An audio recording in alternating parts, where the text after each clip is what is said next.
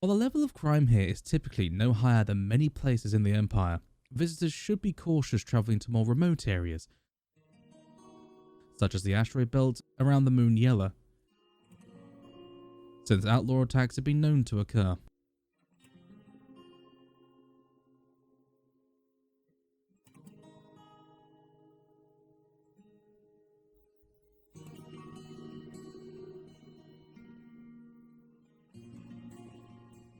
Humanity has always found unique and creative means to reach altered states of reality. Since the dawn of civilization, we have been attempting to numb our senses, escape reality, or free our minds with numerous substances. Widow is the street name for an ink-black synthetic opioid that is injected as a liquid. It is often used as a sedative, relaxing the users. Extensive use of the drug stains the user's veins black, creating subcutaneous patterns throughout the body, reminiscent of spider webs. It is a Class A controlled substance in the UEE, with fines up to 10,000 UEC if caught trafficking, and up to 4,000 for possession. Despite this, it is still a very popular recreational drug. Everyone from the poor to rich engage with it. It is also not too difficult to manufacture, requiring minimal tools and ingredients readily available, making it very easy to obtain.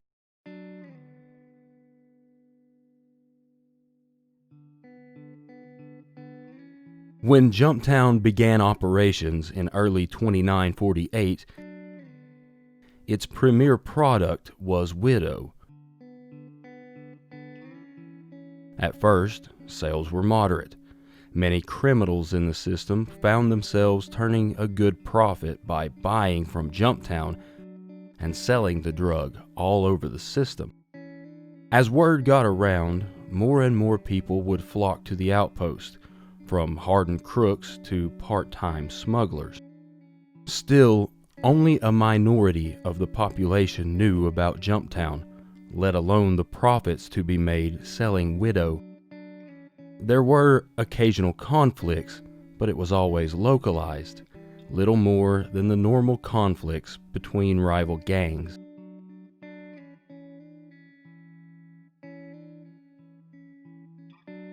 None of them knew that an economic shift in metals would turn their small businesses into vast empires, and the small skirmishes into a full-blown drug war.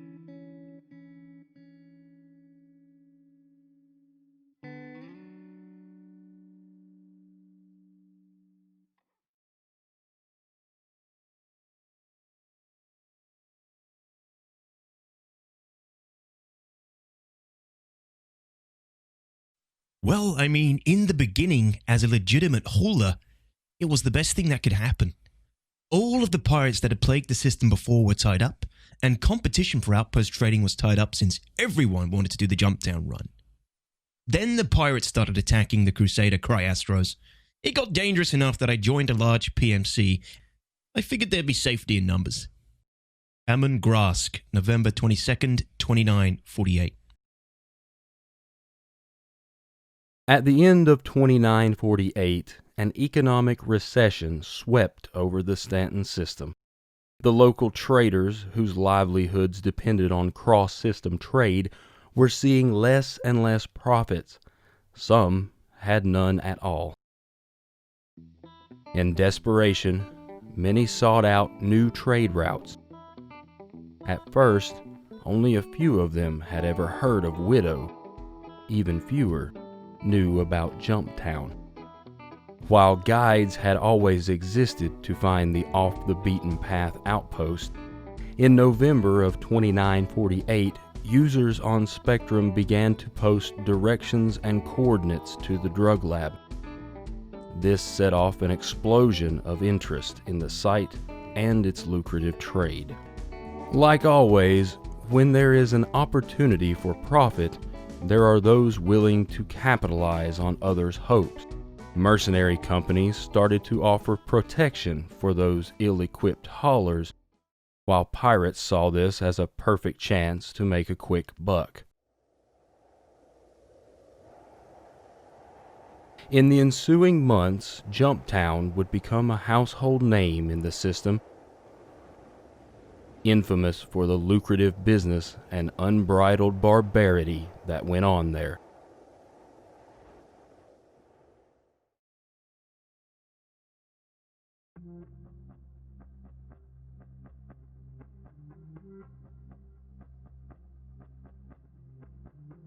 People from all walks of life were making their way towards Yella to try and capitalize on the new market.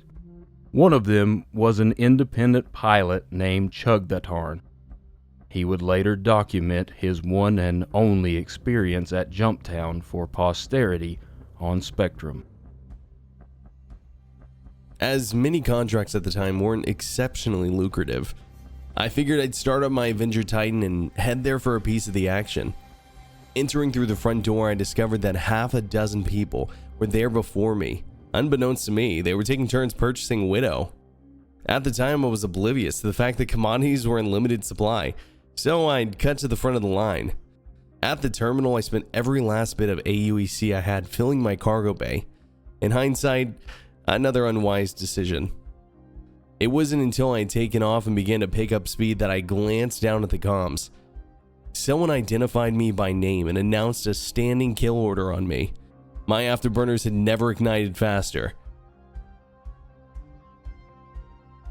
The flood of activity picked up as 2948 came to a close. With the arrival of military surplus Aegis Hammerhead corvettes, the battle for the skies of Yella was increasing. These ships were perfect for one of the most successful ways to make money, and it wasn't off the drug itself. Groups would take over the lab and charge an entry fee. This extortion was known as toll boothing. A pilot going by the name Devil Dog Hog wrote down his experiences dealing with such a toll booth during the war. After jumping to Yella, I went to the rendezvous to meet up with the rest of the formation. We had about 5 birds of various types that the guys brought. I mean, we're all private contractors, so it was whatever's in the hangar, you know? One guy had a Gladius, another had a Hornet. I think I remember seeing a Saber in there, too. Once we formed up, we all set towards JT to scare off this toll booth. The flight lead squawked over the global comms. "Hey, whoever's squatting JT, beat it." His reply was pretty short. "Make me." We all made sure we were ready for a fight and started to put our game face on. At about 15K out from Jumptown, he showed up on the radar, and it looked like he had buried himself into the crater. That told me he had a turret, and was probably operating as an AA platform. I started to search for a missile lock to blast him out of the hole that he crawled into, when our lead ship came over the comms. "Oh shit, it's a hammerhead." I guess that explains why he was so successful as a toll booth. At 5K out, we started to receive fire and dropped at the deck so the rim of the crater would obscure his line of sight. As we crested over the rim, I could see he had wedged himself into the far side of the crater opposite of the JT complex. I barely had enough time to lock with missiles and squeeze them off before I got lit up. I banged hard and started to evade. Those size 5s tore through the Penguin's hull like it was made of paper. Systems were going critical all over and failing before I even reached the other side of the crater. That shark was ripping me to shreds, so I did the only thing I could, and I punched it out before it was too late. Many tried to find counters to the new threat, but the shields of the former military ship proved too tough for conventional means. Some turned to the new 2948 Origin Jumpworks 600i, whose collective firepower was just enough to bring down the Aegis juggernaut. Still others found a more novel approach. With the release of the new Anvil Aerospace Aero fighter, a solution was found to deal with the hammerheads. With the shields off, the ship could mount 3 Hurston Dynamics attrition laser cannons. The attrition line of weapons is unique, as the heat buildup of the weapon would translate to more damage, meaning the more you hit your target, the higher damage each shot would give. It effectively could bring down a hammerhead entirely solo. This configuration of the arrow became a favorite of a pilot named Fractal, who posted video clips of his time during the conflict. He called himself the Jumptown Landlord and was infamous for toll boothing. He is responsible for at least 15 confirmed kills during the conflict, and his records are the best documentation of this configuration used during the war. Not all fought in the skies of Yella. The crater around the outpost became a killing field as pirates and mercenaries alike felt their best bet was to control the lab directly. One such operation was called Project Nomad, led by the members of the Immobile Infantry Mercenary Corporation. The aim was to lock down the drug lab under the guise of anonymity. Purchasing several specialty armor sets, the mercenaries dressed up like the nomads of Lear 3 and held Jumptown for several hours. Their footage showed how effective their methods were. With their team armed with Apocalypse Arms Scourge shoulder-mounted railguns, they were able to destroy or fend off any who attempted to land. The Scourge was used very effectively during the war by those on the ground. One pilot who used it to great effect, going by the handle Buster the Destroyer, talked about her time in Jumptown fondly. Her experience was typical of most who came to Jumptown. My favorite thing to do was to take a stolen ship down, land it as bait, and position myself on foot under the drug lab itself, equipped with a good old Apocalypse Arms Scourge railgun. Nothing was more fun than to watch someone come shoot down my stolen ride and then thrust around the area in absolute confusion, assuming they were being fired upon by another ship in the area. The Jumptown Wars, they weren't about preventing or aiding drug trade. They were about chaos and the hunt itself. To hell with law and order. Sometimes you just wanted to shoot those foolish enough to ask across comms, "JT safe?"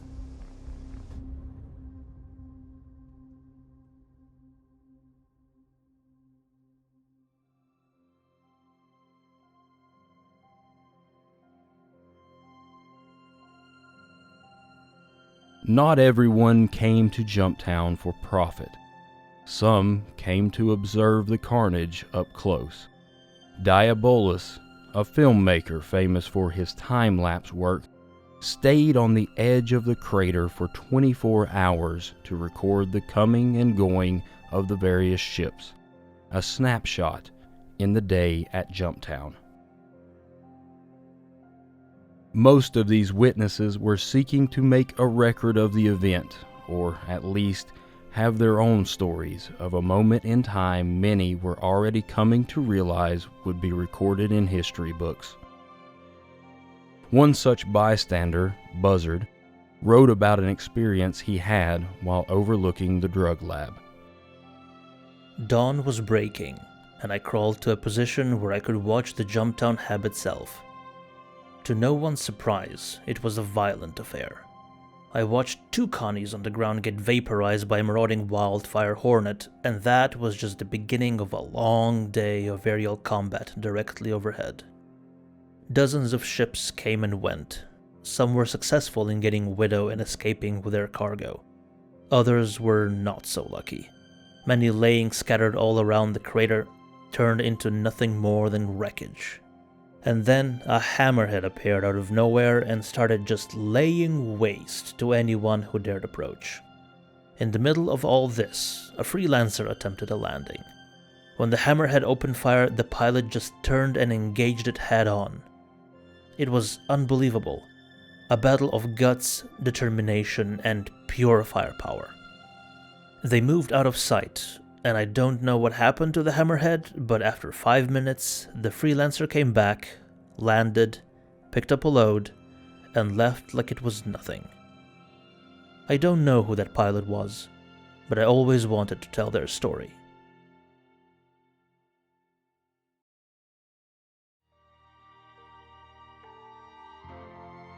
A Hammerhead and about 6 or 7 fighter escorts were holding Jumptown hostage. If anyone wanted to reap its rewards, they had to pay a price. Soon, on Global Chat, everyone found out this group of guys decided to down a Connie after he had paid their price. Turns out it was into a he said, she said type of argument, where the freighter pilot was accused of opening fire on them first, which made no sense if he just paid 10,000 Alpha UEC. We weren't fooled. We mobilised. There may be, 20 of us in this ragtag group of vigilantes. We attacked, and we had our asses handed to us. Davis 1891, February 2949.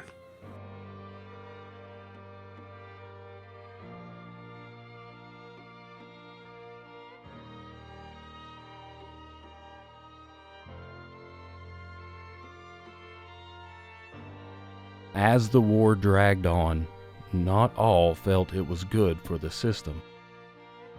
Many began to vocally demand that Crusader security do something as the months-long conflict was spiraling out of control. Militias were formed to clean up the area, hunting down pirates and freighters with equal vigor. The feel of the conflict was changing.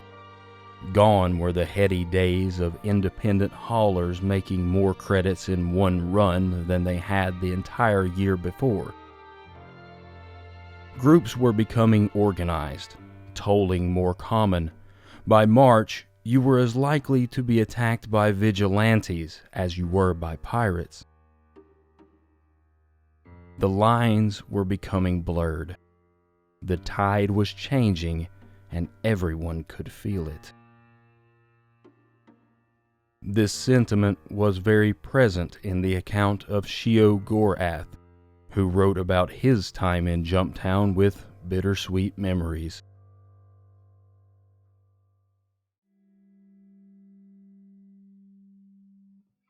As time went on, the protection rackets grew, the trader-on-trader hostilities lessened.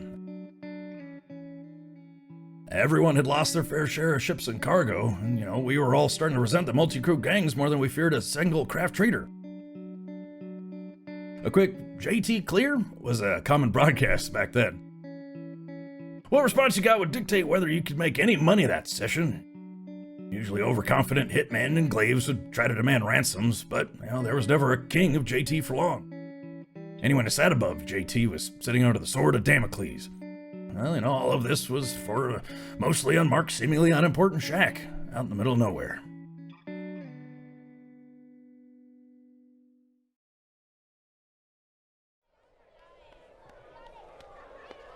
Crusader Industries remains the most charitable company in UEE space, and the good they have enabled across the Empire is undeniable. However, some critics question Crusader's methods, suggesting instead they allocate these funds towards tighter security measures. One expert even referred to Crusader's rising security costs as the biggest financial threat to the future of the company.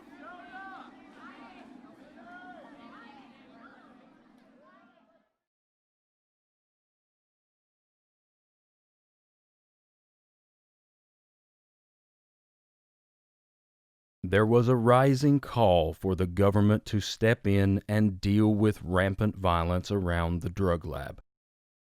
Independent haulers who didn't participate were growing tired of the rise in criminal elements in the system. Those who had transitioned from lawful pursuits were finding it frustrating, as many lost their entire savings in runs that were met with disaster. Many turned to the UEE to step in and stop the conflict. Because of the nature of the system, however, this proved difficult. In the middle of the conflict, the UEE Senate had convened a meeting with Crusader Industries CEO Kelly Kaplan. The Senate had concerns that the system was out of control of the corporations who were charged with its protection. Crime was on the rise, though no one in Seoul knew why. Crusader had been caught giving false data about the rising crime to the UEE advocacy at the start of the Jumptown conflict, which had the company in hot water with the government. Ms. Kaplan was there to discuss how they were dealing with the rise in crime. She also unveiled a program called Crusader Cares, a watchdog program that was used to help clean up the system and gather more data. The CEO explained that their crime rates were on par with the rest of the system. Just when the committee was to vote on closing their investigations, one senator, Kilos Albervar, a transitionalist from Terra, challenged the validity of the numbers.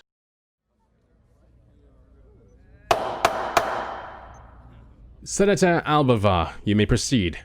Thank you, Chairperson Escher. Mrs. Kaplan, what can you tell me about Jumptown? I'm sorry, Senator. Could you repeat the question? This report appears to claim that Crusader has become better at tracking crime within its sovereign space.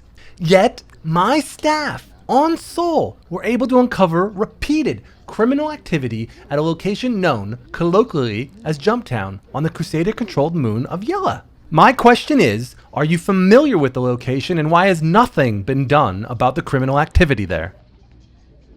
Chairperson Escher, I'd like to request a 5-minute recess to use the facilities. Could I also get a refill on my water? As you can see, I've drank all of it already. Granted. Everyone, consider this a tight 5. Once we're back, we'll proceed with Senator Albervar's questions. When they returned, the truth came out. The 5-month-long conflict for the drug lab, the rise in smuggling, and the numerous reports of violence on and over the surface of the moon. Crusader reiterated its desire to improve the system and to work with the advocacy to deal with the issue.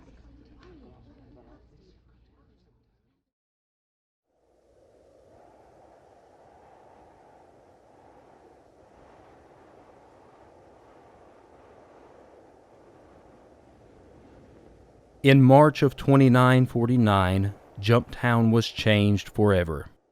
An economic uptick in the system meant more and more haulers were returning to their legitimate business routes.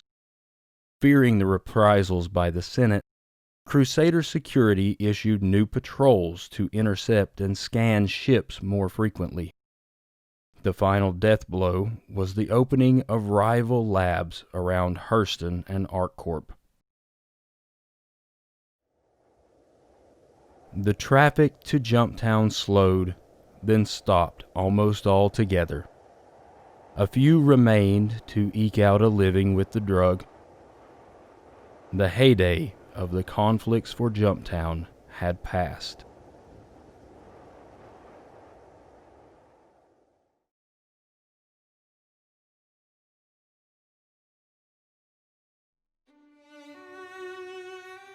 While it did not have the epic scope of the Tavaran Wars or the visceral threat of the Vandul War, the Jumptown War was uniquely human. Not only was it human against human, but it was fought for some of the oldest and most profound human reasons: desire, greed, sympathy, and hubris. For that reason alone, the Jumptown Wars should be remembered, for it brought out the best and worst in humanity. These stories are true accounts taken from the people who were there, the veterans of the conflict, now presented as a living record of the event. While no one knows what is in store for Jumptown, one fact remains undeniable. It has made a significant impact in the lives of those who lived through the Jumptown Wars.